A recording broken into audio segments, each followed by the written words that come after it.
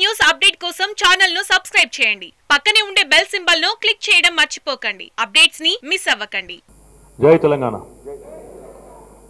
గౌరవనీయులు సభాధ్యక్షులు సోదరులు, మీ అందరి అభిమాన నాయకులు వరంగల్ పశ్చిమ శాసనసభ్యులు అన్న దాస్యం వినయ్ భాస్కర్ గారు, గౌరవనీయులు పెద్దలు గౌరవ పార్లమెంట్ సభ్యులు వరంగల్ పార్లమెంట్ సభ్యులు దయాకరణ గారు, గౌరవ రాజ్యసభ సభ్యులు అన్న మన బండా ప్రకాష్ గారు, గౌరవ శాసన మండలి సభ్యులు ప్రొఫెసర్ శ్రీనివాస్ రెడ్డి గారు, అదే రకంగా వేదిక పైన ఉన్న గౌరవ శాసనసభ్యులు అన్న నారాయణపేట శాసనసభ్యులు రాజేందర్ రెడ్డి గారు, గౌరవనీయులు పెద్దలు మన కార్పొరేషన్ల అధ్యక్షులు వాసుదేవ్ రెడ్డి గారు, ఇంకా కూడా అధ్యక్షులు మన యాదవ్ రెడ్డి గారు, పోచంపల్లి శ్రీనివాస్ రెడ్డి గారు, అదే రకంగా రాజార ప్రతాప్ గారు, విజయభాస్కర్ గారు, టీఆర్ఎస్ విద్యార్థి విభాగం రాష్ట్ర అధ్యక్షులు సోదరులు గెల్లు శ్రీనివాస్ గారు, అదే రకంగా మన లైబ్రరీ చైర్మన్ అజీజ్ ఖాన్ గారు, సిరాజ్ గారు, ఉప మేయర్ గారు దుబ్బాక నరసింహారెడ్డి గారు, బానోత్ రవి గారు,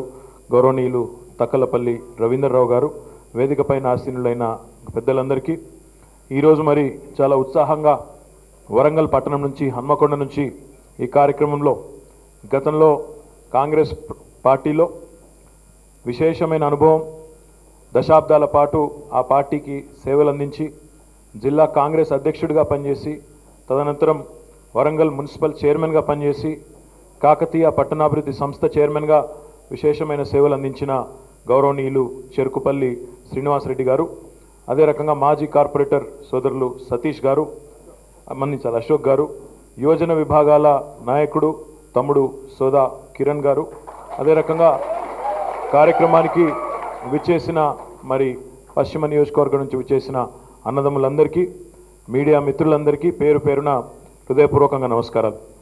ఎవరి పేరైనా నేను మర్చిపోతే వాళ్ళు కూడా మన్నించాలని ముందే కోరుతున్నాను. మరి ఈరోజు వినయ్ భాస్కర్ గారి నేతృత్వంలో పశ్చిమ నియోజకవర్గంలో పార్టీని మరింత బలోపేతం చేస్తూ మీ అందరి చేరిక, ముఖ్యంగా శ్రీనివాసరెడ్డి గారు, సతీష్ గారు, కిరణ్ గారు, వారితో పాటు వచ్చేసిన మిత్రులందరి చేరిక వల్ల తెలంగాణ రాష్ట్ర సమితి మరింత బలోపేతమైందనే విషయం నిర్వివాదం అని చెప్పి కూడా నేను మీ అందరికి తెలియజేస్తూ దానికి ప్రత్యేకంగా మీకు ధన్యవాదాలు కూడా తెలియజేస్తూ ఉన్నాను. సార్ ప్రకాష్ గారు మాట్లాడుతూ ఒక 2-3 విషయాలు చెప్పడం జరిగింది. వారు ప్రస్తావించిన అంశాల జోలికి పోయే ముందు ఒక్కసారి మిత్రులందరూ కూడా కరెక్ట్గా 4 సంవత్సరాల కిందట, ఇంకా తెలంగాణ ఏర్పడి 4 ఏళ్ళు కాలే, జూన్ 2 వస్తే 4 ఏళ్ళు నిండుతాయి. 4 ఏళ్ల ముందు తెలంగాణలో అప్పటి ఆంధ్రప్రదేశ్లో, ఇంకా అప్పటికి ఆంధ్రాలోనే ఉన్నాం, మనం ఆంధ్రప్రదేశ్లో ఉన్నాం. ఆ రోజు ఏం మాటలు విన్నాము, ఏ పరిస్థితిలో ఉన్నాము, ఏమేం మాటలు ఆనాడు మన మీద మాటల దాడి, ఎలాంటి విమర్శలు ఉండేదో ఒక్కసారి గుర్తు చేసుకోవాలని కోరుతా ఉన్నా. ఏమన్నారు ఆనాడు? ఏర్పడ్డాక రాష్ట్రం కావాలని ఎగిరెగిరి పడుతున్నారు మీరు. రాష్ట్రం ఏర్పడ్డాక పరిపాలన చేసే తెలివితేటలు మీకున్నాయా? మీ ముఖాలకు రాష్ట్రాలు నడిపొస్తుందా? మీకు అంత తెలివి ఉందా? మీకు అంత సీన్ ఉందా అనే మాటలు ఒకరు కాదు, ప్రైవేట్ సంభాషణలు అన్నారు, పబ్లిక్గా కూడా టీవీలలో కూడా చాలామంది మాటలు మాట్లాడారు. అది మాత్రమే కాదు, రకరకాల శాపాలు పెట్టిండ్రు. మీకు కరెంటు ఉండదని ఒకలు, రేపు తినేటందుకు భూమి ఉండదని ఒకలు, రకరకాల శాపాలు కూడా పెట్టిండ్రు. మీకు యాదకుండాలి, 4 ఏళ్ల కిందట రాష్ట్రం ఏర్పడ్డది. మీ అందరికీ ఒకటి గుర్తుపెట్టుకోవాలి. చాలామంది ఏంటంటే ఈ 4 ఏళ్లలోనే ఎన్ని పనులు జరిగినా, ఇప్పుడు ప్రకాష్ అన్న చెప్పినట్టు ఏ ఒక్క రంగాన్ని కూడా స్పృశించకుండా, ప్రతి రంగాన్ని ప్రభావితం చేయకుండా గౌరవ ముఖ్యమంత్రి గారు ఏ విషయంలో కూడా ఏ ఒక్క రంగాన్ని కూడా వదిలిపెట్టలేదు. కానీ చాలామంది ఒకటి మర్చిపోతున్నారు చాలా కన్వీనియంట్గా, ఇది కొత్త రాష్ట్రం. కొత్త రాష్ట్రంలో మొదటి సంవత్సరం మొత్తం కూడా దాదాపుగా జూన్ 2, 2014 నుంచి 2014 చివరి దాకా, ఇంకా చెప్పాలంటే 2015 జూన్ దాకా కూడా అసలు అధికారుల విభజన కూడా పూర్తి కాలే. కేంద్ర ప్రభుత్వం ఏ అధికారులు అయితే ఇప్పుడు మంత్రులు ఎమ్మెల్యేలు ఉంటేనే పని కాదు, కింద అధికారులు కూడా ఉండి ప్రజలకు సంబంధించిన కార్యక్రమాలు ఏమున్నా కూడా వారు చక్కబెట్టాల్సి ఉంటుంది. సంవత్సరం పాటు కేంద్ర ప్రభుత్వం ఐఏఎస్ ఐపీఎస్ అధికారుల విభజనను కూడా పూర్తి చేయలే. బాలారిష్టాలు, మన ఆదాయం ఎంతో మనకు తెలియదు, మన కథ ఏందో మనకు తెలియదు, మన ఎత్తు మన పొడుగు ఏందో మనకే తెలియదు అన్నాడు. అట్లా కొంత అగమ్య గోచరంగా ప్రారంభమై ఇంకా అప్పుడు ఎన్నో అపనమ్మకాలు, నిజంగానే మనతో అవుతుందంటవా, వీళ్ళు అంటుండ్రు కదా, కరెంటు లేదు కదా, వ్యవసాయం ఎట్లా, పెట్టుబడులు ఎట్లా, పిల్లలకు ఉపాధి అవకాశాలు ఎట్లా, ప్రాజెక్టులు ఎట్లా కట్టాలి, ఇన్ని అనుమానాల మధ్యన, ఎన్నో రకాల అవమానాల మధ్యన, ఎన్నో రకాల ఎత్తిపొడిచే మాటల మధ్యన మన ప్రయాణం ప్రారంభమైంది. ప్రారంభమైన తర్వాత ఈ 4 ఏళ్లలోనే మీరు గమనిస్తే ప్రకాష్ అన్న చెప్పినట్టు ఈ రంగం ఆ రంగం అని కాదు, అన్ని రంగాలను కరెంటు నుంచి మొదలు పెడితే ఈరోజు రాష్ట్రంలో అభివృద్ధిని సంక్షేమాన్ని సమపాళ్లలో జోడించి 2 జోడెడ్ల మాదిరిగా జోడించి బ్రహ్మాండంగా ఈరోజు దేశం మొత్తం అబ్బురపడి చూసే విధంగా దేశం మొత్తానికి ఆదర్శంగానే ఈరోజు తెలంగాణలో పాలన కొనసాగుతున్నదా లేదా ఒక్కసారి మీరు ఆలోచించాలని చెప్పి మిమ్మల్ని అందరినీ కూడా నేను కోరుతా ఉన్నాను. ఈ రంగం ఆ రంగం అని కాదు, ఒక్కసారి మీరు ఆలోచన చేయండి. కరెంటే తీసుకోండి. రాష్ట్రం ఏర్పడినాడు కరెంటు ఎంత దారుణమైన పరిస్థితులైనా ఒకసారి ఊహించండి. ఎండాకాలం వచ్చిందంటే మొత్తం ఇళ్లలో కరెంటు కట్టు, పరిశ్రమలకు 2 రోజులు పవర్ హాలిడే, పరిశ్రమలు కూడా బంద్ పెట్టుకోవాలి. ఇక వ్యవసాయానికైతే అప్పుడున్న ప్రభుత్వం కాంగ్రెస్ ప్రభుత్వం డైలాగులు కొట్టింది, 9 గంటల కరెంట్ ఇస్తామన్నారు. 9 గంటలు కాదు కదా, ఎప్పుడు 6 గంటలు దాటలే వ్యవసాయానికి. ఆ 6 గంటలు కూడా ఒక్కసారి ఇచ్చేది కాదు, 3 సార్లు, పొద్దున 2 గంటలు, మధ్యాహ్నం 2 గంటలు, అర్ధరాత్రి 2 గంటలు. ఆ కరెంటు కోసం, దొంగలు వచ్చే కరెంటు కోసం కావలగాస్తేందుకు చచ్చిపోయిన వాళ్ళు చాలామంది ఉన్నారు. రైతులు పాము గుట్టి, తేలుగుట్టి, కరెంటు షాక్ కొట్టి, నక్సలైట్లు అనుకొని రకరకాల కారణాల చేత చచ్చిపోయిన వాళ్ళు బోలెడు మంది ఉన్నారు. అట్లాంటి అవస్థలు పరిశ్రమలకు బాధలే, వ్యవసాయానికి బాధలే, ఇళ్లలో ఉండి ఓ ఫ్యాన్ వేసుకొని ఎండాకాలం పండుకుందామంటే కూడా బాధనే. అట్లాంటి పరిస్థితి నుంచి 6 నెలలు తిరగకముందే మొట్టమొదటి సమస్య కరెంటును అద్భుతంగా పరిష్కరించుకొని ఈరోజు రాష్ట్రంలో వీళ్ళకు వాళ్ళకని కాదు 24 గంటల కరెంటు అందరికీ, రైతులతో సహా అందరికీ ఇస్తున్న ఏకైక రాష్ట్రం భారతదేశంలో తెలంగాణ మాత్రమే అని చెప్పి నేను మీకు గుర్తు చేస్తా ఉన్నాను. ఒక రైతాంగం విషయమే తీసుకుంటే మీరందరూ హన్మకొండోలు కావచ్చు, పట్నపోలు కావచ్చు, కానీ అందరు రైతన్న బిడ్డలే. ఏదో ఒక మూల మళ్ళందరికీ కూడా బువ్వ పెట్టేది రైతే. ఒకసారి అందుకే ఆ బువ్వ పెట్టే రైతు గురించి ఆలోచిస్తే ఏం పరిస్థితి అన్నాడు కాంగ్రెస్ ప్రభుత్వంలో, కరెంటు దిక్కులేదు, 25 లక్షల బోరువెల్లు, 1 కాదు 2 కాదు, తెలంగాణలో కాలువల వ్యవసాయం చేయక, ఉద్దేశపూర్వకంగా ప్రాజెక్టులు కట్టక ఏ సతాయించుడైతే సతాయించినరో, ఏది చూసైతే మన జయశంకర్ సార్ లాంటి మేధావులు తెలంగాణ ఉద్యమం జరగాలి, తెలంగాణ రావాలని కోరుకున్నారో ఆ ఆలోచన నీళ్ల విషయంలో ఈనాడు న్యాయం జరగలే. నీళ్లు ప్రభుత్వం ఇయ్యలేదు కాబట్టి రైతులే బోర్లు వేసుకున్నారు. 25 లక్షల బోర్లు రైతులు వేసుకున్నారు. దానికి కనీసం ఆ బోర్లకు కరెంట్ ఇవ్వకుండా సతాయించుడు, ఇది పరిస్థితి అన్నాడు. పోనీ ఎరువులు, విత్తనాలు గవర్నర్ టైంకి ఇస్తారా అంటే అవి కూడా దిక్కులేవు. యాదికుండాలో మీకు పేపర్ వాళ్ళు అప్పుడు ఫోటోలు వేసేది, ఎరువులు విత్తనాల కోసం లైన్లో నిలబడి కొంతమంది మూర్చబడిపోయిన వాళ్ళు. నా నియోజకవర్గంలో నాకు బాగా యాదుకుంది, ఎల్లారెడ్డిపేట అని ఒక మండలం ఉంటుంది, వెంకటాపురం అని ఒక గ్రామం, మునిగే ఎల్లయ్య అనే ఒక రైతు, దళిత రైతు, నాకు బాగా యాదుకుంది. అప్పుడు నేను ఎమ్మెల్యేను 2007 సంవత్సరం. నిలబడి ఎండాకాలం మూర్చ వచ్చి పడిపోయి అక్కడనే చచ్చిపోయింది, గుండె నొప్పితోని లైన్లోనే చచ్చిపోయింది. గది పరిస్థితి. ఆఖరికి నిలబడి ఆకలి అయితే ఎండాకాలం పూట ఒదిక్కు నిలబడి ఆఖరికి దమ్ముకొచ్చి ఆకలి అయితే ఏం పరిస్థితి అన్నాడు, కడుపులో కాలుతుంది, కింద రోడ్డు మీద కాలు పెడితే కాలు కాలుతుంది. అయినప్పటికీ చెప్పులు లైన్లో పెట్టి ఆ ఎర్రటి ఎండలో అరికాలతో అట్లా నడుచుకుంటూ పోయి కడుపులో కాలుతుంటే తినొచ్చిన పరిస్థితి. ఒకసారి యాద్ చేసుకోండి, ఎన్ని సబ్ స్టేషన్లు వలగొట్టిండ్రు రైతులు. కరెంటు ఎండాకాలం వచ్చిందంటే మొత్తం సబ్ స్టేషన్ల ముంగడ పోయి కుర్చీలు వలగొట్టుడు, కరెంటు వాళ్ళని లోపలే స్థాలాలు పెట్టుడు. మేమేమో ప్రతిపక్షంలో ఉన్నోళ్ళం ఎండిపోయిన వరి చేన్లు, ఎండిపోయిన మక్కంకులు పట్టుకొని, ఎండిపోయిన పత్తి చేన్లు పట్టుకొని పోయి మనం అక్కడ అసెంబ్లీలలో పోయి మేము ధర్నాలు చేసుడు. ఇది ఆనాడు ఎండాకాలం వచ్చిందంటే శరామామూలుగా జరిగే కార్యక్రమం. ఎరువులు రావు, విత్తనాలు రావు. ఆఖరికి విత్తనాల కోసం ఒక దశలో అయితే మీకు యాదుకుండాలి, విత్తనాలు కూడా చక్కగా అందించలేక కొట్టుకుంటారేమో, లాఠీ చార్జ్ అవుతుందేమో అని చెప్పి పోలీస్ స్టేషన్లలో పెట్టి విత్తనాలు వంచిన పరిస్థితి ఆనాడు అప్పటి కాంగ్రెస్ ప్రభుత్వంలో ఉండేనా లేదా ఒక్కసారి మీరు ఆలోచన చేయాలి, గుర్తు తెచ్చుకోవాలని చెప్పి నేను కోరుతా ఉన్నా. అది మాత్రమే కాదు, రైతులు అనే వారికి ఏనాడు కూడా అప్పటి ప్రభుత్వం, ఇప్పుడు చాలా పెద్ద మాటలు మాట్లాడుతున్నారు, ఇప్పుడు ఇక రైతుల మీద ఎక్కడ లేని ప్రేమ కురిపిస్తున్నారు. కానీ ఆనాటి ప్రభుత్వమే, అప్పుడు కాంగ్రెస్ ప్రభుత్వం ఉంటే ముదిగొండలో కాల్చి 6గురిని చంపింది. తెలుగుదేశం ప్రభుత్వం ఉంటే బషీర్బాగ్లో 4 రైతులను పిట్టలను కాల్చినట్టు వాళ్ళు కాల్చి చంపినారు. ఇవాళ ఆనాడేమో రైతులను కాల్చి చంపినోళ్ళు, పోలీస్ తూటాలకు బలి చేసిన వాళ్ళు ఇవాళ రైతుల మీద తెగ ప్రేమ కురిపిస్తున్నారు. మీరు ఒక్కసారి ఆలోచన చేయాలని కోరుతా ఉన్నా. అన్నం పెట్టే రైతన్న పరిస్థితి ఈరోజు తెలంగాణ వచ్చిన తర్వాత ఏ రకంగా మారిందో ఒక్కసారి గుర్తు చేసుకోండి. ఒకటి కాదు, రెండు కాదు, 17,000 కోట్ల రుణమాఫీ చేసుకున్నాం. ఒకసారి దొరకవు ఇవన్నీ పైసలు. దానికి కూడా మళ్ళా రిజర్వ్ బ్యాంక్ ఆఫ్ ఇండియా కాలడ్డం పెట్టింది, మోకాలడ్డం పెట్టింది. ఒకసారి గన్ని పైసలు ఎడికెళ్ళిస్తాం ఈఎంపో అన్నారు. అంటే అనివార్యంగా విధి లేని పరిస్థితుల్లో 4 కిస్తులలో 4 విడతలుగా 17,000 కోట్ల రుణమాఫీ చేసుకున్నాం. 24 గంటల కరెంట్ ఇచ్చుకుంటా ఉన్నాం. దాంతోపాటు ఈరోజు బ్రహ్మాండంగా ఎరువులు విత్తనాల కోసం ఎక్కడైనా లైన్లు కనబడుతున్నాయా మీకు? ఎక్కడ లేదు. వాళ్ళకి ఎప్పుడు కావాలనో తెప్పించి సవ్యంగా నాణ్యమైన విత్తనాలు, క్వాలిటీ విత్తనాలు వారికి అందే విధంగా చేస్తూ ఉన్నాం. ఎవరైనా కల్తీ చేస్తే విత్తనాల విషయంలో పీడీ యాక్ట్ పెట్టి నకిలీ విత్తన వ్యాపారులను లోపల దోస్తూ ఉన్నాం. దాంతో పాటుగా గోదాములు కనీసం అప్పటి ప్రభుత్వంలో గోదాములు కూడా దిక్కులేవు.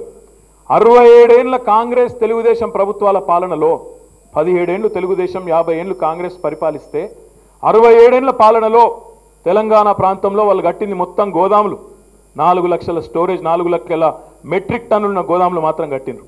అదే కేవలం ఇంకా 4 ఏళ్ళు నిండలే మన ప్రభుత్వంలో. 4 ఏళ్లలోనే మనం 17 లక్షల గోదాములు కట్టి 17 లక్షల మెట్రిక్ టన్నుల ఉత్పత్తి సామర్థ్యం ఉన్న గోదాములు కట్టి 4 లక్షలు ఉన్నదాన్ని ఇవాళ 21 లక్షలకు తీసుకొని వచ్చినాం. అంటే రైతుకు సంబంధించిన ఒక సమగ్రమైన ఆలోచన ఉన్న వ్యక్తి, తానే స్వయంగా రైతైన వ్యక్తి ముఖ్యమంత్రిగా ఉంటే ఏం లాభం ఉంటుందంటే ఈ లాభాలు ఉంటాయి. రుణమాఫీ అవుతుంది, విత్తనాలు బాగొస్తాయి, ఎరువులు బాగొస్తాయి, కరెంటు బాగొస్తుంది, గోదాముల సామర్థ్యం పెరుగుతుంది. ముఖ్యమంత్రి మనిషి మంచోడైతే వర్షాలు కూడా మంచి టైంకి వస్తాయి. అది కూడా జరిగింది, అది కూడా మీకు ఎరికే. ఇవన్నిటినీ కాదని ఇప్పుడే ప్రకాష్ అన్న చెప్పినట్టు దేశం మొత్తం అబ్బురపడే విధంగా రేపు ఒక విప్లవాత్మకమైన కార్యక్రమం. 70 ఏళ్లలో చాలామంది పెద్ద వ్యక్తులు, చాలామంది మహానుభావులు ఈ దేశానికి ప్రధానమంత్రులుగా, రాష్ట్రానికి ముఖ్యమంత్రులుగా చాలామంది పనిచేసారు. 29 రాష్ట్రాలుంటే 100 మంది ముఖ్యమంత్రులు పనిచేసారు. కానీ 70 ఏళ్లలో ఏ ముఖ్యమంత్రికి రాని ఆలోచన, ఏ ముఖ్యమంత్రి తలపెట్టని ఒక ఆలోచన మన ముఖ్యమంత్రి గారు చేసిండ్రు. ఒకప్పుడు రామరాజ్యం అనేది సంక్షేమానికి గొప్ప ప్రభుత్వాలు గతంలో ఉన్నాయని చెప్పి ఆనాటి ద్వాపర యుగానికి సంబంధించి చెప్తారు. రామరాజ్యంలో కూడా భూమి శిస్తు వసూలు చేసిండ్రు రైతుల దగ్గర. రామరాజ్యంలో కూడా భూమి శిస్తు ఇచ్చినారు. కానీ ఈరోజు కేసీఆర్ గారి ప్రభుత్వంలో మాత్రం, తెలంగాణలో మాత్రం చరిత్రలో ఎన్నడూ లేని విధంగా రైతులకు సంవత్సరానికి ఎకరానికి 8,000 రూపాయలు ఇచ్చే కార్యక్రమానికి, ఒక విప్లవాత్మకమైన కార్యక్రమానికి శ్రీకారం చుట్టిన ఘనత మన ప్రభుత్వానికి మాత్రమే దక్కుతుందని చెప్పి నేను మీకు ఈ సందర్భంగా విజ్ఞప్తి చేస్తా ఉన్నా. ఇది సామాన్యమైన విషయం కాదు. ఎకరానికి 8,000 రూపాయలంటే మన హోంశాఖ మంత్రి రాజ్నాథ్ సింగ్ గారు ఉన్నారు కేంద్రంలో. ముఖ్యమంత్రి గారు పోయినసారి వారిని కలిసినప్పుడు ఈ స్కీమ్ గురించి చెప్తే 8,000 రూపాయలు ఇస్తున్నామంటే మళ్ళీ వాళ్ళు ఎట్లా కట్టాలి అని అడిగిన ఆయన. కట్టుడు లేదు సార్, ఇచ్చుడే అంటే ఆయన ఆల్మోస్ట్ కుర్చీలోకి కింద పడ్డంత పని అయిందట ఆయన.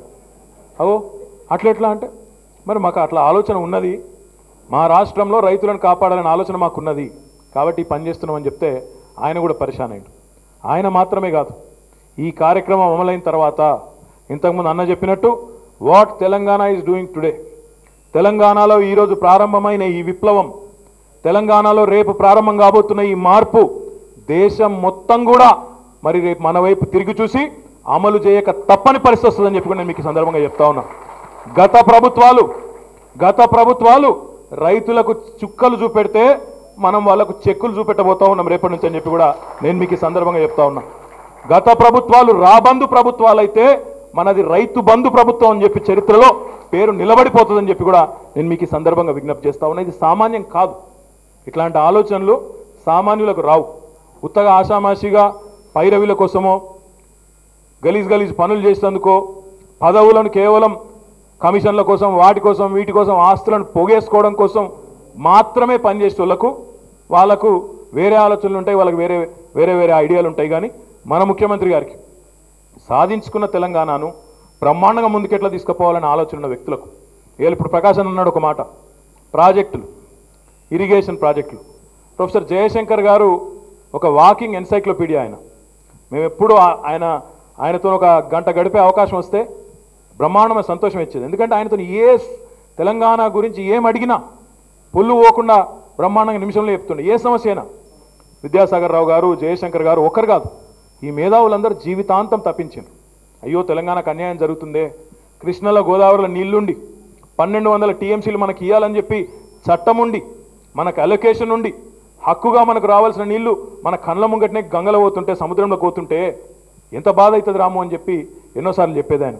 నిజంగా ఆయన బతుకుంటే ఈరోజు విద్యాసాగర్ రావు గారు కానీ, జయశంకర్ గారు కానీ వారు నిజంగా కూడా అద్భుతంగా సంతోషపడేది. ఎందుకంటే సామాన్యమైన విషయం కాదు. ఈరోజు రాష్ట్రం మొత్తంలో ఈ ఇరిగేషన్ ప్రాజెక్టుల ద్వారా కాళేశ్వరం కింద 38 లక్షల ఎకరాలు, పాలమూరు ఎత్తిపోతల పథకం ద్వారా లక్షలాది ఎకరాలు, దాదాపుగా 16 లక్షల పైచిలకు ఎకరాలు, సీతారామ ప్రాజెక్ట్ కింద మరొక 10 లక్షల ఎకరాలు, మొత్తంగా చూసినట్టయితే రాష్ట్ర వ్యాప్తంగా అప్పుడెప్పుడో మహాకవి దాశరథ్ అన్నాడట, నా తెలంగాణ కోటి రతనాల వీణ అని. ఈరోజు మన ముఖ్యమంత్రి గారు అంటున్నారు, నా తెలంగాణ కోటి రతనాల వీణనే కాదు, నా తెలంగాణ కోటి ఎకరాల మాగాన కావాలని చెప్పి ఈరోజు పట్టుబట్టి ఒక కమిట్మెంట్తో రాష్ట్రం మొత్తాన్ని సస్యశ్యామలం చేయడానికి ఈరోజు ఒక బృహత్తరమైన భగీరథ ప్రయత్నం ముఖ్యమంత్రి గారి సారథ్యంలో బ్రహ్మాండంగా జరుగుతూ ఉంది.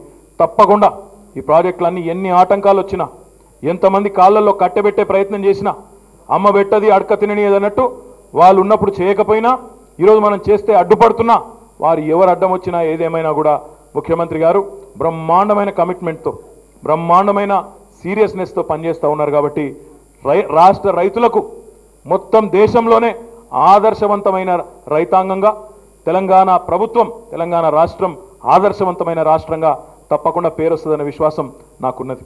అది మాత్రమే కాదు, ఒక రైతులే కాదు, రైతులకు సంబంధించి ఒక ఆఖరి మాట చెప్పాలి. మిత్రులు కొంతమంది మాట్లాడుతున్నారు, రైతులకు నీళ్ళు ఇచ్చినాం, నీళ్ళు ఇవ్వబోతా ఉన్నాం, కరెంట్ ఇస్తూ ఉన్నాం, వారికి కావాల్సిన ఇన్పుట్ సబ్సిడీ కూడా రైతు బంధు రూపంలో అది రాబోతా ఉంది, ఇన్పుట్ రాబోతా ఉంది. ఇవన్నీ చెప్తుంటే మద్దతు ధర సంగతి ఏందంటున్నారు. మద్దతు ధర విషయంలో కూడా ఈ దేశంలో ఇన్ని ప్రభుత్వాలు వచ్చినాయి, ఇంతమంది మాట్లాడినారు, ఎవరేం చేయలే. స్వామినాథన్ సిఫార్సుల గురించి మాట్లాడతారు చాలామంది. స్వామినాథన్ గారు కూడా ఒక మాట చెప్పినారు, రైతులను సంఘటితం చేయండి, సంఘటిత శక్తిలోనే వారికి మద్దతు ధర సాధించుకునే ఒక వెసులుబాటు ఉంటుంది.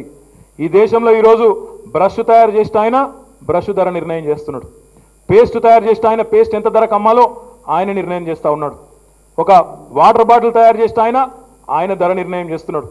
పండించిన పంటకు మాత్రం రైతు ధర నిర్ణయించే పరిస్థితి లేదు. అది మారాలన్న ఉద్దేశంతోనే ముఖ్యమంత్రి గారు రైతు సమన్వయ సమితిని కూడా ఏర్పాటు చేయడం జరిగింది. రైతులను సంఘటితం చేసిన తర్వాత వారికి బ్రహ్మాండంగా రాష్ట్ర ప్రభుత్వం నుంచి కూడా ఈ బడ్జెట్లోనే ఒక 500 కోట్ల రూపాయలు పెట్టి, ఎక్కడన్నా మద్దతు ధర లేకపోతే ఆ ధాన్యం మొత్తాన్ని ప్రభుత్వమే కొనుగోలు చేసి, రైతు కార్పొరేషన్ కొనుగోలు చేసి, మళ్ళీ ధర వచ్చిన తర్వాత అమ్మే దిశగా గోదాముల్లో ఉంచి బ్రహ్మాండంగా ఒక మంచి కార్యక్రమాన్ని రైతు సమన్వయ సమితి ద్వారా కూడా తయారు చేయడం జరిగింది. ఈ మాట అంతా ఎందుకు చెప్తా ఉన్నా అంటే, ఒకప్పుడు చెప్తారు హరిత విప్లవం మీద వచ్చింది గ్రీన్ రెవల్యూషన్ అని చెప్తారు. నాకు విశ్వాసం ఉంది, ముఖ్యమంత్రి గారు చేపట్టిన ఇరిగేషన్ ప్రాజెక్టులు పూర్తి కావడంతోనే, ఈ form input subsidy Rythu Bandhu కార్యక్రమం ప్రారంభం కావడంతో, రైతు సమన్వయ సమితుల ద్వారా మద్దతు ధర సాధించడంతో మరొక హరిత విప్లవానికి భారతదేశంలో తెలంగాణ కేంద్ర బిందువు కాబోతా ఉందని చెప్పి కూడా ఖచ్చితంగా నేను విశ్వాసంతో చెప్తా ఉన్నా. సామాన్యమైన విషయం కాదు. రైతులను ఒక నిమిషం పక్కన పెడితే ఈ రాష్ట్రంలో ఉండే అన్ని వర్గాలు, ప్రతి రంగం, తాగునీటి సమస్య, గతంలో పరిపాలించిన వాళ్ళు లక్షలాది మంది, పక్కన కృష్ణానది పారుతుంటుంది నల్లగొండ జిల్లాలో, 2 లక్షల మంది ఫ్లోరైడ్తోని నడుము విరిగిపోయి, నడుము వంగిపోయి, బొక్కల్లో మూలుగా చచ్చిపోయి, కింద పడితే మొత్తం ఒంటి నిండా ఫ్రాక్చర్లు అయిపోయే పరిస్థితి. ఎవరి వల్ల అయిన 1956లో ఆంధ్రప్రదేశ్ ఏర్పడ్డప్పుడు ఫ్లోరోసిస్ లేదు నల్లగొండలో. 1956లో ఫ్లోరోసిస్ లేదు. సమైక్య ఆంధ్రప్రదేశ్ సాక్ష్యంగా, తెలంగాణలో గతంలో పరిపాలించిన నాయకుల అసమర్థత సాక్ష్యంగా వారి కళ్ళ ముందే నల్లగొండ మొత్తం ఫ్లోరోసిస్ ప్రాంతంతో 2 లక్షల మంది బాధపడే విధంగా ఈరోజు 2 లక్షల మంది జీవోత్సవాల మాదిరిగా బతికే మాదిరిగా పరిస్థితి ఈరోజు అక్కడ ఉన్నది. అంటే కారణం ఎవరు? ఈ 4 ఏళ్ల టీఆర్ఎస్ పరిపాలన, 67 ఏళ్ల మీ దుష్పరిపాలన ఫలితమా? ఒక్కసారి ఆలోచించాలని చెప్పి నేను కోరుతా ఉన్నా. అదే టీఆర్ఎస్ ప్రభుత్వం, అదే తెలంగాణ ప్రభుత్వం 4 ఏళ్లలోనే ఎన్నికల మేనిఫెస్టోలో చెప్పలేదు, మాట ఇవ్వలేదు. ఇవ్వకపోయినా ఇంటింటికి నీళ్ళు ఇస్తాం, ఇవ్వకపోతే ఎలక్షన్లో ఓట్లు అడగమనే దమ్మున్న ముఖ్యమంత్రి ఈ దేశంలో కేసీఆర్ తప్ప ఎవరైనా ఉన్నారా? ఒక్కసారి ఆలోచించాలని కోరుతా ఉన్నా. ఎంత ధైర్యం కావాలి? లక్షల మంది కార్యకర్తలు, వేల మంది నాయకులు, అందరి భవిష్యత్తును పనంగా పెట్టి మేము నీళ్ళు ఇవ్వకపోతే ఓట్లు అడగమంటే సామాన్యమైన సాహసం కాదు అది. అట్లా మాట్లాడాలంటే కూడా దమ్ము కావాలి. అట్లా మాట్లాడాలంటే కూడా తన నాయకత్వం మీద విశ్వాసం, కార్యదక్షత మీద, అధికార యంత్రాంగం మీద పట్టు, ఇవన్నీ ఉంటే తప్ప నోటి మాటగా అనగానే రావు. ఈరోజు తాగునీటి కార్యక్రమం కూడా పూర్తి కాబోతా ఉంది. బ్రహ్మాండంగా జూలై ఆగస్టు నాటికి రాష్ట్రం అంతా కూడా ఈ కార్యక్రమం పూర్తయిపోబోతా ఉంది. తాగునీరు, సాగునీరు అని పక్కన పెడితే రాష్ట్రంలో ఉండే ప్రతి రంగం, గ్రామీణ ఆర్థిక వ్యవస్థ పరిపుష్టిలో భాగంగా చెరువులు బాగు చేసుకునే కార్యక్రమం మిషన్ కాకతీయ రూపంలో, అదే మాదిరిగా మత్స్యకారులకు లాభం చేసే కార్యక్రమం, మత్స్య సంపదను పెంచే కార్యక్రమం, ఆర్థిక పరిపుష్టి చేసే కార్యక్రమం అటువైపు జరుగుతూ ఉంది.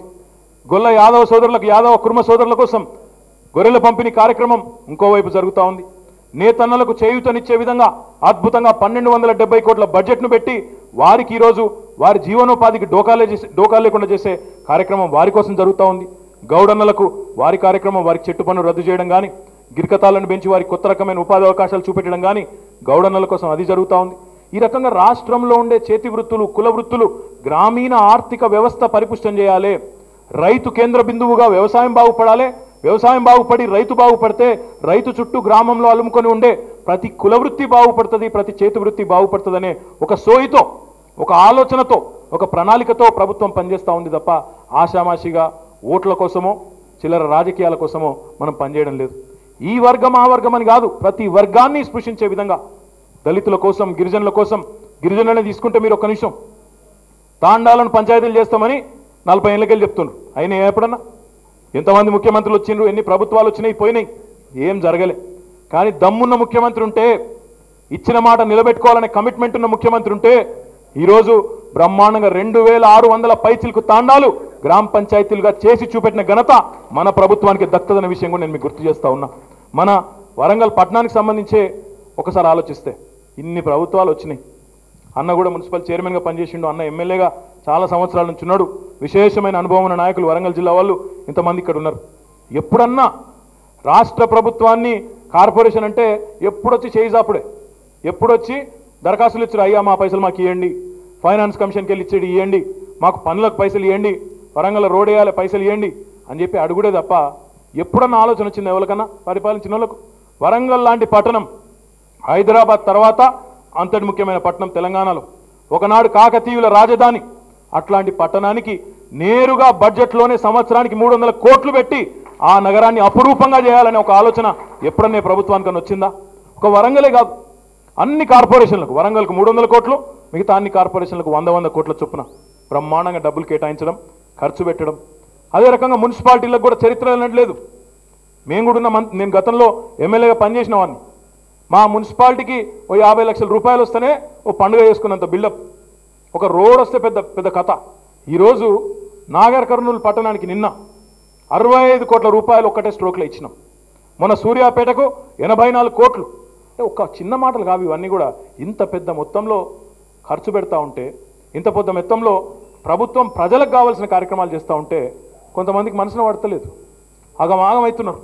అగో ఇదన్నీ చేసినాక, సాగునీరు ఇచ్చినాక, తాగునీరు ఇచ్చినాక, కరెంట్ ఇచ్చినాక, పేదోళ్ళని ఆదుకున్నాక, ఆఖరికి విప్లవాత్మకమైన మార్పులు, పరిశ్రమలకు 15 రోజుల అనుమతులు, ఇండ్లకు 21 రోజుల అనుమతులు, ఇల్లు కట్టుకుంటా అంటే ఈ రకమైన మార్పులు తీసుకొచ్చినాక ఇక మమ్మల్ని ఎవడు దిగుతాడు, ఎవడన్నా పట్టించుకుంటాడు ఆ మమ్మల్ని అని చెప్పి నోటికొచ్చినట్టు ముఖ్యమంత్రి గారి మీద నోరు ఉంది కదా, నరం లేని నాలిక ఉంది కదా, ఎటు పడితే అటు మాట్లాడచ్చు, బట్టగాల్చి మీదేస్తే కాదా, ఏది పడితే అది మాట్లాడచ్చు అనుకొని ఇష్టం ఉన్నట్టు మాట్లాడుతున్నారు. ఒకటే నేను మీ అందరికీ కూడా చేసే విజ్ఞప్తి మిత్రులారా, ఎలక్షన్లు దగ్గర పడ్డ కొద్దీ వాళ్ళకు అసహనం పెరుగుతుంది, నిరాశ నిస్పృహలు ఎక్కువైతాయి. భవిష్యత్తు అగమ్య గోచరంగా కనబడితే, కాళ్ళ కింద భూమి కదిలిపోతుంటే, రైతు బంధు లాంటి మంచి కార్యక్రమాలు చేసిన తర్వాత ఈ రాబంధులను ఎందుకు నేను ఆదరించాలి, మా రైతు బంధు ముఖ్యమంత్రి ఉండని రైతు అనుకుంటే పుట్టగతులు ఉండవు అనే భయంతో ఇష్టారీతిన మాట్లాడుతూ ఉన్నారు. చూస్తున్నారు మీరు కూడా పేపర్లలో, టీవీలలో. ఎవరు ఎక్కువ తిరిగితే వాళ్ళని టీవీలలో కూడా ఎక్కువ చూపెడతారు, అదో జబ్బు. ఎవడు ఎక్కువ తిరిగితే వాడే సిపాయి. ఈ ముఖ్యమంత్రి అయినా సరే, ప్రధానమంత్రి అయినా సరే, నోరు ఉంది కదని చెప్పి ఎటుపడతాడు మాట్లాడే. తిట్లు మనకు కూడా వస్తాయి, పెద్ద ఇష్యూ కాదు అది. కానీ తిట్లు కాదు కావాల్సింది, ప్రజలు కోరుకునేది తూ మయమై కాదు, నువ్వెంత అంటే నేనెంత కాదు ప్రజలు కోరుకునేది. నీకు తెలిసి ఇక్కడ కూర్చోబెట్టింది ఎందుకు? మమ్మల్ని అధికారంలో కూర్చోబెట్టినా, మిమ్మల్ని ప్రతిపక్షంలో కూర్చోబెట్టినా, ఒకనొకటి తిట్టుకొని వీధి పంచాయతీ లెక్క చేయమని కాదు. ప్రజలు కూర్చోబెట్టింది ఎందుకు ఇక్కడ? పని చేయండి రా బాబు, నీళ్ళు ఇవ్వండి, కరెంట్ ఇవ్వండి, రోడ్లు వేయండి, పార్కులు కట్టండి, శ్మశానాలు మంచిగా చేయండి, మా పిల్లలు భద్రంగా ఉండేటట్టు స్కూళ్ళు మంచిగా చేయండి, హాస్పిటల్ మంచిగా చేయండి, గీ పని చేయండి రా అని పంపిస్తే తూకిత్తా అంటే మాకిత్తా. ఇక గదేనా, ఇక కొట్లాడుకుందాం అంటే కొట్లాడుకుందాం, ఎలక్షన్లప్పుడు కొట్లాడుకుందాం, తొందర ఎందుకు ఇప్పటి నుంచి? ఎగిరెగిరి పడుతున్నారు కాంగ్రెస్ వాళ్ళు. ఒకడు గడ్డం తీయ అంటాడు, తీయకు, నిన్ను తీయదు ఎవడన్నా కొట్టిండా? తీస్తే తీసినావు, తీయకపోతే తీయపోయినావు, సన్నాసుల్లో కలిసిపోతావు నువ్వే అని నాకు తెలియగడతా. గడ్డం పెంచిన ప్రతి ఒక్కడు గబ్బర్ సింగ్ అయిపోతాడు. అవే అరేదో గడ్డం తీయకు ఎవడన్నా కొట్టిండా నేను అంటే? ఈ మాటలకు ఒక ఆయనేమో ఇంకేదో అంటాడు, కేసీఆర్ను ఒడగొట్టుడే నా దేయం, కొట్టు ఎవడ వద్దంటుండా? ప్రజలు ఆశీర్వదించి మళ్ళీ కూర్చోబెడితే కూర్చుంటాం, లేదంటే సపరేట్గా పోయి ప్రజలతో పని చేసుకుంటూ ఉంటాం. దానికి ఎవరు భయపడతారా? ప్రజాస్వామ్యంలో అల్టిమేట్ బాస్ లెవెల్ ప్రజలు. మీకన్నా ఢిల్లీలో పోయి చేలు కట్టుకొని నిలబడాలి, మాకు అట్లా లేదు. మా గల్లీలో ఉండే ప్రజలే మా బాసులు తప్ప మాకు ఢిల్లీలో ఎవడు లేడు. ఢిల్లీకి పోయి బాత్రూమ్ కావాలంటే ఢిల్లీకి పోయి పర్మిషన్ తీసుకోవాలి. గాళ్ళట మేము ఇది చేస్తాం, అది చేస్తాం, పొడి చేస్తాం. చిన్నగా చేయలే మీరు 67 ఏళ్ళు, ఇప్పుడు మళ్ళీ వచ్చేదో చేస్తారు. ఒక ఆయన అంటాడు, కేసీఆర్ను పక్కకు పెట్టేసి మేము మమ్మల్ని గెలిపిస్తే 2 లక్షల రుణమాఫీ చేస్తాం రైతులకట. ఇన్ని రోజులు మరి ఉన్నారు మీరు 67 ఏళ్ళు, ఇప్పుడు ఎందుకు ఆలోచన రాలే? పోయిన ఎలక్షన్ల ముందు కూడా చెప్పారు. ఇక వీళ్ళు చెప్తే నమ్మతలేరని చెప్పి ఢిల్లీకి వెళ్ళి రాహుల్ గాంధీని తీసుకొచ్చారు. 2 లక్షల రుణమాఫీ చేస్తామని ఆయన కూడా చెప్పిండు 2014 ఎన్నికలు. నమ్మినరా ప్రజలు? ఎవరన్నా కాంగ్రెస్ని ఎవరైనా నమ్ముతాడా? నాకు అర్థం కాదు. మొత్తం మొండిచేయి పార్టీ మొండిచేయి. దాన్ని బట్టి అర్థం చేసుకో. చెయ్యి ఇచ్చే పార్టీ అని అందరికీ తెలుసు. గా పార్టీ అట 2 లక్షలు అంటే కూడా నమ్మలే. మనం 1,00,000 అంటే కూడా మనం నమ్మిరు తప్ప 2 లక్షలు అన్న పార్టీని నమ్మలే, ఎలగొట్టిరు. అయినా సిగ్గు లేకుండా మళ్ళీ అవే మాటలు, 2 లక్షలు రుణమాఫీ చేస్తాం. మళ్ళీ ఇంకొక ఆయన అంటాడు, నిరుద్యోగులకు నిరుద్యోగ భృతి ఇస్తాం. నేను అడుగుతా ఉన్నా ఉత్తమ్ కుమార్ రెడ్డి గారిని, నిరుద్యోగులకు భృతి ఇస్తాం 3,000 అంటే నోరుంది కదా, ఎటుపడతాటేనా? అసలు రాష్ట్రంలో నిరుద్యోగులు ఎంతున్నారు నీ లెక్క ప్రకారం? నేను అడుగుతున్నా ఈరోజు. నీకేమైనా లెక్క ఉందా? పత్రం ఉందా? ఎంతమంది నిరుద్యోగులు ఉన్నారు? ఎంతమందికి ఇస్తావు? ఎట్లా ఇస్తావు? ఎన్ని లక్షల మందికి ఇస్తావు? ఉపాధి సృష్టించాలి. అప్పుడెప్పుడో పెద్ద మంది చెప్పిండు, కావాలంటే రోజు చేపలు వండి పెట్టచ్చు. రాజకీయమే చేయదలుచుకుంటే ఓట్లే వేయించుకోవాలి, ఓట్లు డబ్బాల వాడుడే ముఖ్యం అనుకుంటే రోజు చేపలు వండి పెడతాం మీ ఇంటికి వచ్చని చెప్పచ్చు. లేదా ఇంకోటి కూడా చేయొచ్చు, నువ్వు చేపలు పట్టుకునే విధానం కూడా నేర్పించచ్చు పిల్లలకు. మేమేమో రెండో పని చేస్తున్నాం. పిల్లలకు స్వయం ఉపాధి అవకాశాలు, ప్రైవేట్ రంగంలో పెట్టుబడులు తేవడం, గవర్నమెంట్లో రిక్రూట్మెంట్ పూర్తి చేయడం, ఈ పని మనం చేస్తుంటే లేదా మీకు మొత్తం నిరుద్యోగ భృతి ఇస్తా. చెప్పు నువ్వు ఎంతమంది ఉన్నారు నీ లెక్క ప్రకారం నిరుద్యోగులు ఈ రాష్ట్రంలో? ఎంతమందికి పైసలు ఇస్తావు? ఎట్లు ఇస్తావు? నీ దగ్గర ఏమైనా పత్రం ఆలోచన ఉందా? లేకపోతే ఇది కూడా గాలివాటం మాటనినా? నాకు ఎట్లా అనిపిస్తుందంటే కాంగ్రెస్ వాళ్ళ మాటలు వింటే, వెనకటికి ఒక మేరాయన, ఒక దర్జీ వరంగల్ పట్టణంలోనే స్పీడ్గా ఇక పండుగ దగ్గర పడుతుంది, బట్టలు కుడుతుండు. సాయంత్రం పూట అవుతుంది, 5-6 కొట్టంగా దెబ్బన కుడుతుండే. పండుగ దగ్గర పడ్డది. కుడుతుంటే ఆయనతో సడన్గా ఆయనతో మిషన్లోకి వెళ్ళి సూది జారి కింద పడ్డదట. కింద పడితే వెతుకుతుండే, అర్ధగంట వెతుకుండు పాపం. ఆయన సంధ్యా సమయం, చీకటి అవుతుంది. అప్పుడే ఇక కనవాళ్ళే, దొరకలేదు. అర్ధగంట ఎతికిండు. అరే లాభం లేకపోయా, ఉదికేమో బట్టలు కుట్టాన్నాయా, ఏం చేయాలని చెప్పి అటు ఇటు తిరిగి ఆయనతో దేవుని పటం ముంగటే, మా వినయన లెక్కన ఆయన కూడా భక్తి ఎక్కువ. సో దేవుని పటం చూసి ఆయనతో దండం పెట్టుకున్నాడు. పెట్టుకొని దేవుడా దేవుడా దేవుడా సూది దొరికితే నీకు 2 కిలోల చక్కెర వచ్చి నీ ముంగట ప్రసాదం పెడతా అన్నాడట. భార్య ఆయన ఇంట్లో వంట చేస్తుంది, దొరికొచ్చింది. ఎవరు పిచ్చోడానికి ఏమైనా బుద్ధున్నాదిరా? 5 పైసల సూది కోసం ఎవడన్నా 2 కిలోల చక్కెర పెడతా అంటే బుద్ధున్నాదిరా అన్నాడు. అంటే ఆయన ఏమన్నాడు ఎరికేనా? ఏముందు సూదే దొరకని తీయ రాదే, దేవుడు వచ్చి అడిగేది ఉన్నదా పీకేది ఉన్నాడు. కాంగ్రెస్ వాళ్ళ కథ కూడా గట్లే ఉంది. ఓట్లు డబ్బాల పడితే వీళ్ళ రంగులు మనకు తెలివయా? వీళ్ళ ముఖ్యమంత్రి కాదా రాజశేఖర రెడ్డి? ఏమన్నాడు ఆయన? తెలంగాణలో ఇక్కడ ఓట్లు బంద్ కాగానే డబ్బాల పడంగానే 2009 ఎన్నికల యాది కుండాల మీకు ఎంత మంచోళ్ళో వీళ్ళు, ఎంత నీతిగల్లో యాద తెచ్చుకోండి ఒకసారి. ఇక్కడ 5 గంటలకు పోలింగ్ అయిపోతుంటే అక్కడ నంద్యాలలో ప్రచారం చేసిండు రాజశేఖర రెడ్డి. ఏమన్నాడా? ఇక్కడ వాచి చూసుకుంటా, ఇటు చూసుకున్నా, 5 కొట్టిందా, అగో తెలంగాణకు మనం పోవాలంటే వీసా కావాలన్నట. ఇది కాంగ్రెస్ వాళ్ళ నీతి. గంత గలీజ్ పార్టీ అది. ఏమన్నా అంటేనేమో మళ్ళీ మమ్మల్ని గిట్లాంటావా గట్లాంటావా అంటారు. ఉన్నట్టు చెప్తే కోపం ఎక్కువ. నేను మీ అందరికి కోరేది ఒకటే, వీళ్ళ అన్ని చరిత్రలు, భాగవతాలు, వీళ్ళ గబ్బు జాతకాలు అన్నీ మనకి ఎరికే. వీళ్ళెవ్వరు కూడా కొత్తగా ఆకాశంలోకి వెళ్ళి ఉడిపడ్డాడు ఎవ్వరు లేడల్లా. అందరూ కుంభకోణాలు, లంబకోణాలు ఉరుక్కున్నోళ్ళు, అన్ని అడ్డమైన కేసులలో ఉన్నోళ్ళే దాని నిండా ఉన్నారు, బస్సు నిండా. వాళ్ళట మళ్ళీ మీరు అవకాశం ఇస్తే, మళ్ళీ మీరు దయదలిస్తే ఇది చేస్తాం, అది చేస్తాం, పొడి చేస్తాం, అమ్మకు అన్నం పెట్టినోడు చిన్నమ్మకు బంగారు గాజులు చేస్తాను బయలుదేరినాడు. అట్లా డైలాగులు కొట్టుకుంటా ఇష్టం ఉన్నట్టు మాట్లాడుకుంటా మళ్ళీ బయలుదేరినారు. మొన్న గిట్లనే బస్సు యాత్ర అంటే గుర్తొచ్చింది. మొన్న బయలుదేరిండ్రు. ఇదివరకు రైతులు యాదికి లేరు, ఇదివరకేమో అధికారంలో ఉన్నప్పుడు రైతులు యాదికి లేరు. అప్పుడు మొత్తం కమిషన్లు కాంట్రాక్టులు వాళ్ళ చుట్టూ తిరిగిండ్రు తప్ప రైతుల చుట్టూ తిరగలే. మొన్న బస్సు యాత్ర అని బయలుదేరి గట్ల వాడి పోతున్నాడు వరంగల్ జిల్లాలో. అటు భూపాలపల్లి ఇటు వచ్చారు కదా, పడి పోతున్నప్పుడు ఆయనతో ఒక దగ్గర చేను కాడ కొంతమంది రైతులు నిలబడ్డారు. వ్యవసాయ కూలీలు రైతులు వాళ్ళు ఉన్నారు. వాళ్ళని పోయి బస్సా పాప అని చెప్పి ఆపి ఇక ఎగవాడు ఉరికిరాడు. అందరూ ఉన్న పెద్ద పెద్ద మనుషులు అందరూ అలా 6 అడుగులు అందగాళ్ళందరూ ఎగవాడు ఉరికిండ్రు. పొలంలోకి పోయి మీద కూడా అల్మించుకొని, అయ్యో నీకు మద్దతు ధర రాకపాయే రైతన్నా, ఎంత పని అయిపోయే, ఎంత అన్యాయం జరిగిపోయే నీకు, మేమే ఉంటే ఇంత గొప్పగా ఉంటుండే నీకు అని చెప్పి వీళ్ళు ఏడుస్తున్నట. ఆ రైతు ఆగం అవుతున్నట. అగో సంక్రాంతి మొన్ననే వచ్చిపోయి గంగెద్దులోకి ఇప్పుడు ఎందుకు వస్తున్నాడని ఆయన ఆగం అవుతున్నాడు. అంటే ఈ బుడబుక్కల వేషాలు, ఈ డ్రామాలు, మళ్ళీ గంగిరెద్దులో నన్ను తిట్టుకున్నారు. అయ్యా మీ మీద నాకు గౌరవం ఉంది కానీ కాంగ్రెస్ అంటే లేదు, మళ్ళీ వాళ్ళకు ముందే సారీ చెప్తున్నా, ఇక్కడ వాళ్ళు బాధపడతారు. అంటే ఈ రకమైన డ్రామాలు, ఈ రకమైన నాటకాలు, ఈ రకమైన బుడబుక్కల వేషాలు, ఈ రకమైన దరిద్రబోటు పనులు చేసి చేసి చేసి వాళ్ళు అలసిపోలేదు కానీ చూసి మనం అలసిపోయాం. కాబట్టి ఈ పార్టీ కాంగ్రెస్ పార్టీకి మాత్రం ఎట్టి పరిస్థితుల్లో సందర్భం ఏదైనా ఎప్పుడు వచ్చినా ఎట్లా బుద్ధి చెప్పాలనేది మీరే నిర్ణయం తీసుకోవాలని చెప్పి ఈ వేదిక ద్వారా నేను మీ అందరూ కూడా విజ్ఞప్తి చేస్తా ఉన్నాను. ఎందుకంటే సామాన్యమైన పార్టీ కాదు అది, దేశంలో అందరినీ మోసం చేసిన పార్టీ, అందరికి గుండు కొట్టించిన పార్టీ అది. అట్లాంటి పార్టీకి కీలెంచి వాత పెట్టాలంటారు.